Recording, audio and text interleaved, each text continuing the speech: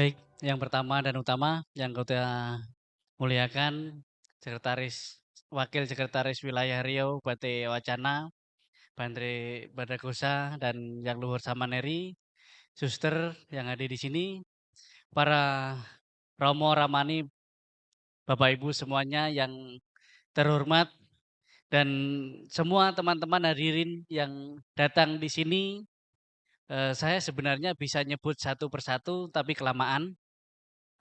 Jadi semuanya yang kita ingin dihormati, yang terhormat semuanya. Selamat sore, Namo Sayang Adi Budaya, Namo Buddhaya, Namo Amitofo. Terkhusus untuk suster, Shalom, selamat datang di rumah Buddha. Eh, Ya pada hari ini kita akan ngopi ya, ngopi Dhamma, ngopi, ngolah inspirasi. Kita akan berbicara tentang berisik. Berisik itu sebenarnya singkatan, ya, berisik, berbincang, asik. Jadi sebelumnya saya ingin tanya Bapak Ibu jujur saja, ketika bangun pagi, siapa di sini yang matanya belum bangun tapi sudah lihat notif HP? Jujur saja ya, matanya belum buka sudah buka notif WhatsApp. Ada di sini yang tidak? Boleh angkat tangan? Yang tidak? Ini yang tidak ya Romo ya. Yang biasa orang katanya yang iya kan, yang tidak. Bangun pagi belum buka mata tapi buka notif. Saya kadang mikir, ini bangun dari tidur atau cuman pindah dari alam mimpi ke alam medsos gitu. Dan salah satu yang membuat pikiran kita berisik Bapak Ibu adalah notif WhatsApp tiap hari. Grup ibu-ibu ada, grup WBI mungkin, grup apapun itu grup setiap hari. Bahkan ketika kita mau pejam mata jam 2 malam, ada notif muncul yang harus kita balas. Nah, berisiknya dari notif ini kadang membuat pikiran kita tak bisa istirahat. Padahal kita kan bisa memilih tidak membaca. Nah, tapi Bante nanti kalau nggak baca besok pagi saya di WhatsApp-nya itu bisa 2 halaman katanya. Nah, apalagi kalau WhatsApp-nya anak muda udah mau tidur, mata udah hampir lengket, tapi WhatsApp-nya selamat malam, selamat tidur. Nah, kalau itu nggak di WhatsApp, habis besok. Nah, inilah yang sering berisik sebenarnya di luar diri kita atau di dalam diri kita Bapak Ibu? Di mana yang berisik sebenarnya? Di pikiran kita. Maka tadi pas Dhammapada dibacakan, pikiran adalah pelopor, pembentuk pencipta dari segala sesuatu dalam kehidupan kita. Kalau kita tidak berlatih bagaimana mengkondisikan pikiran kita, melatih pikiran kita, maka kita menjadi budak pikiran kita sendiri yang kadangkala membuat kita tidak tenang dalam hidup ini. Pagi-pagi buka notif WhatsApp, saham turun tadi, dolar naik, BBM naik, ya kan? Tetangga sebelah baru posting foto baru dengan mobil baru. Nah, ini yang membuat pikiran kita berisik. Ini kadang kita tidak mau nerima, kita lihat postingan orang lain, wah enak ya dia. Padahal kita pas posting juga yang enak-enak juga kan. Nah, kita posting sering yang enak-enak juga. Maka disinilah di dalam berisik ini bukan hanya berisik tapi sangat berisik di luar diri kita ketika kita tidak melatih pikiran kita yang pegang kendali, yang pegang kunci di setiap hari. Kalau kita enggak benar-benar pakai, pergunakan, ya susah. Yang berisik di luar tetapi pikiran kita sering tidak kita kendalikan, ikut-ikutan. Nah, maka diri sendirilah penentu bagi kehidupan diri sendiri. Menderita tidak menderitanya kita ketika melihat situasi di luar diri kita, sesungguhnya diri kita sendiri. Bapak Ibu, ketika teman kita, tetangga kita mungkin berhasil, apalagi di post di medsos, Kita sebagai umat Buddha kadang diajarkan turut berbahagia atas kebahagiaan orang lain.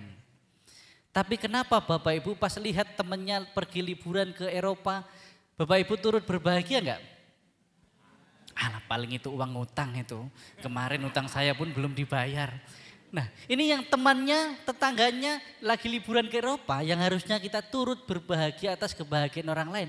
Malah kita di sini membuat diri kita menderita, tapi dia tetap bahagia dengan kegiatannya. Nah disinilah penderitaan yang kita sengaja. Yang sebenarnya kita, sejujurnya kita jarang sekali berbahagia atas kebahagiaan orang lain. Nah, di sini Bapak Ibu saya tanya lagi jujur, benar nggak Bapak Ibu pernah benar-benar berbahagia atas kebahagiaan orang lain? Pernah? Bohong. Basa-basi aja itu. Turut berbahagia ya Bante, turut berbahagia Romo atas ini, itu basa-basi aja itu. Padahal di dalam hati, gitu aja kok saya pun bisa lah itu. Nah, cuman segitu kok gitu. Nah sama, ketika ada orang meninggal kita nulis di medsos kita turut berduka cita. Pernah nggak Bapak Ibu benar-benar turut berduka? Pernah? Tidak. Itu kan cuma basa-basi di situ aja. Tapi kenapa ketika ada kondisi-kondisi di luar diri kita benar-benar mempengaruhi diri kita bahkan membuat kita menderita. Kan bisa kita cuma basa-basi atau terima saja. Penderitaan yang kita sengaja adalah kita tidak bisa menerima kenyataan yang ada sebagaimana adanya. Nah ini lucunya kita ngopi ya, ngolah pikiran. Bapak Ibu, salah satu cara mengurangi penderitaan dalam kehidupan kita adalah menerima kondisi yang ada sebagaimana adanya. Tapi yang sering terjadi adalah kita menolak kondisi yang ada karena tidak sesuai keinginan kita. Padahal sudah jelas kondisinya sudah terjadi. Kita terima, enggak kita terima, terjadi enggak? Bapak Ibu yang dulu mungkin yang senior di sini yang bisa duduk-duduk di depan ini senior, bukan tua ya, kalau tua enggak bisa jalan lagi. Tapi senior yang dulu mungkin yang senior sekali yang dulu masih imut-imut, yang sekarang amit-amit. Ketika tumbuh rambut mulai putih, kenapa enggak terima beli produk semir yang paling mahal? Setelah disemir berubah lagi, setelah disemir berubah lagi. Nah, di sini kita sudah tahu bahwa perubahan itu sudah pasti, tapi kita tidak menerima. Apalagi anak-anak muda, setiap saat, setiap hari merenungi, oh tiba-tiba muncul udah 5 tahun yang lalu, harusnya hari itu saya sama mantan saya jawabnya enggak begitu gitu. Ya kadang-kadang kan anak-anak muda memikirkan orang lain yang sudah bahagia dengan orang lain kan. Nah, di sini penderitaannya itu muncul dan kita tahu bahwa itu enggak bisa diubah, tapi kenapa kita tidak menerima?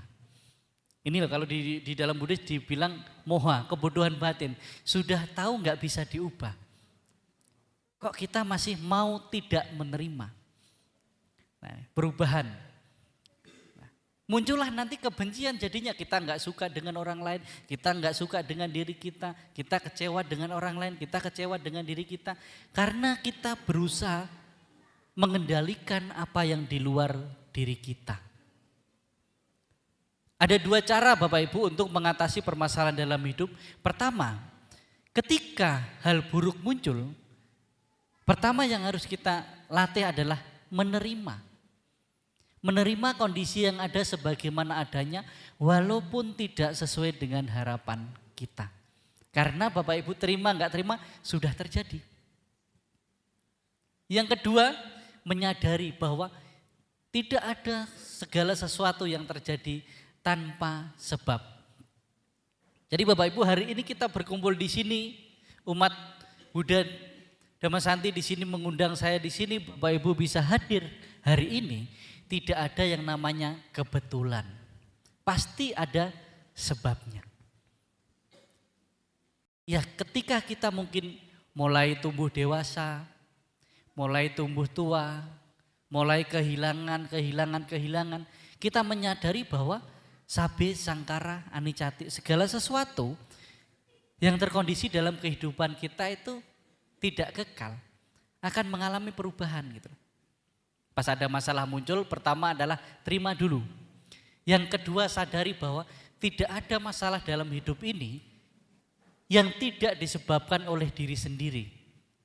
Dan kita berhenti untuk menyalahkan orang lain atau menyalahkan di luar diri kita.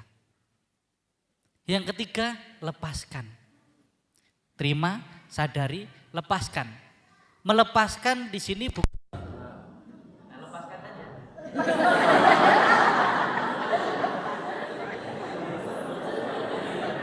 Kita harus menerima kondisi yang ada sebagaimana adanya. Ya, ketika kita nanti gak terima, di sinilah kita menderita.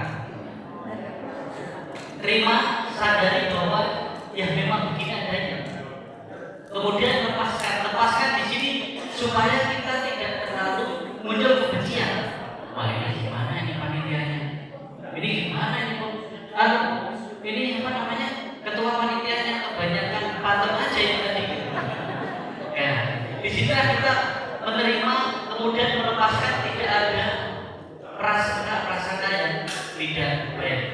Ini kondisi buruk muncul, maka terima, sadari, lepaskan, lalu kita lanjut lagi. Ya, lanjut di sini harus kita cari solusinya. Gimana kita lanjut ya? Lanjut. Ini sepakat ini. Harus sepakat lanjut atau selesai? Kalau yang ibu-ibu udah ada lanjut, kita lanjut. Iya Bapak.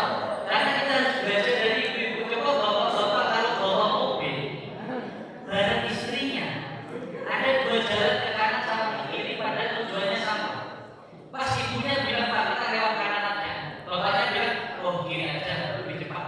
Pas kiri macet. Nah kan udah bilang tadi. Udah bilang harusnya lewat kanan, malah lewat kiri. Nah, harus sepakat, berarti kita sepakat untuk lanjutkan. Jadi di sini kita menerima, menyadari, melepaskan, kita melangkah. Karena Bapak Ibu, untuk menerima kita bukan berarti hanya pasrah.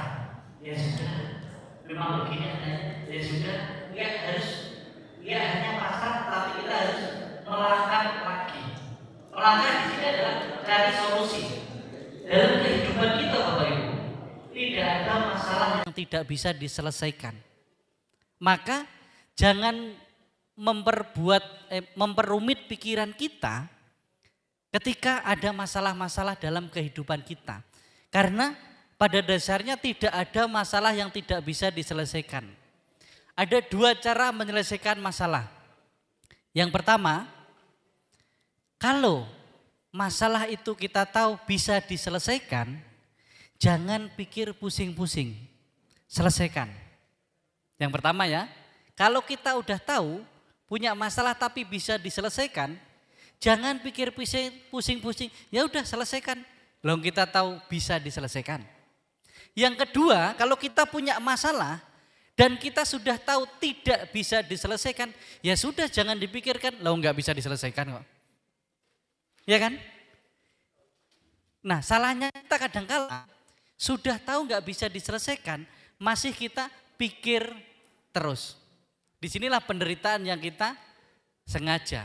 Maka menghadapi tantangan dan rintangan di dunia yang berisik seperti ini, yang kita ubah bukan apa yang di luar diri kita, tetapi di dalam diri kita, mulai dari pikiran kita. Menerima, menyadari bahwa segala sesuatu memang begini adanya. Yang ketiga, melepaskan. Melepaskan bukan berarti melupakan, tetapi menerima keadaan yang ada sekarang, ya memang udah berbeda dengan sebelumnya. Kita harus menyadari bahwa perubahan itu ada dan kita menerima perubahan, perbedaan, maka di situ kita tidak terlalu menderita, tidak terikat pada masa lalu. Ya, karena kita memaafkan, melepaskan itu jangan sampai terikat apalagi mengikat. Padahal kita sering kan bilang, Bante, saya sudah memaafkan dia, biarlah karma yang membalas. Apa Bapak Ibu yang sering di sini bilang gitu, sudah Bante saya orangnya kan pemaaf, saya sudah memaafkan dia, biarlah karma yang membalas. Coba kita pikirkan di sini. Sedangkan di dalam Buddhis dibilang, jangan karena marah dan benci mengharap orang lain celaka. Kalimat biarlah karma yang membalas, mengharap orang lain celaka enggak? Nah, disinilah yang membuat kita mau memaafkan, tapi kita menciptakan sebab penderitaan yang baru bagi diri kita, yaitu menyebabkan penderitaan orang lain yang kita berharap. Maka ketika melepaskan, memaafkan dengan ikhlas tanpa terikat dan mengikat. Agar kita itu bisa benar-benar menerima tanpa ada embel-embel, ya nantilah, ya nantilah. Seperti itu. Ya, seperti kondisi pada hari ini, pada saat ini salah satu supaya kita tetap lanjut santai, ya terima. Memang begini adanya. Nah, tapi ingat Bapak Ibu, ini tadi bagian dari skenario ya. Nah, jadi ini bukan kesalahan siapapun, memang skenarionya seperti itu. Pertama kita belajar menerima. Kedua kita belajar praktek spiritual yang tertinggi Bapak Ibu. Apa spiritual yang tertinggi? Kanti paramang tapo titikang. Kesabaran adalah praktek spiritual yang tertinggi. Bapak Ibu kalau nggak sabar berarti udah keluar dari ruangan ini. Ya, disinilah menguji kesabaran kita. Nah, maka kita kopi dhamma. Ya, kenapa tadi mati lampu Bapak Ibu? Karena yang dapat kopi saya sendiri, suhu nggak dapat loh. Ini kalau orang bilang kurang syaratnya ini. Masuk kopinya di sini aja kan gitu. Kurang syaratnya ini. Panitia tolong dimengerti ya. Nah, disitulah. Maka, setelah saya bilang tolong dimengerti, nah, langsung muncul kan.